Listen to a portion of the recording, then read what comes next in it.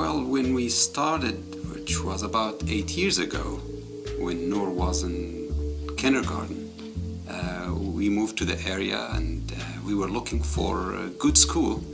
And the first thing came to mind, Montessori. The kids aren't memorizing work. They're not memorizing how to do things. They're actually working through, and they're analyzing and breaking things down so they know how to find the answers instead of just memorizing multiplication tables or, so I think that helps with having the smaller class size because the teacher is allowing them that time instead of just here, memorize this for the tests that are coming up later. To me, memorizing isn't giving them what they need for real life down the road. If they encounter a problem, they're not going to have the answer memorized for every problem, but instead to be able to think it through. Learning how to learn is the most important thing that my children will get from their education. And they will have to use that throughout their lives because in this environment, in this day and age, being a global community, my children are going to have to constantly be learning and relearning and learning new things just so that they can keep up.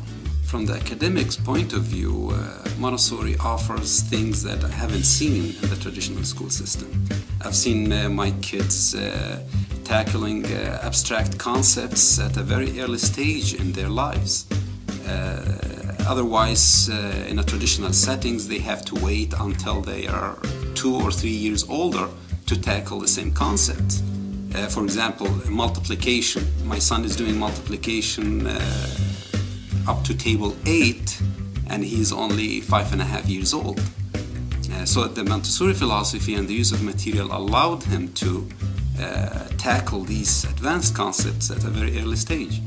We give them the scaffolding to be able to think abstractly, where in a public school setting, I'm handing it to you. This is what I want, and now I want you to regurgitate it back to me. Whereas Montessori is saying, this is the outcome I would like to see. How are you going to get there for me? We see how successful our alumni have been. They are going to Columbia, they're going to Bucknell, they're going to Davidson, and they've done some really great things throughout their lives.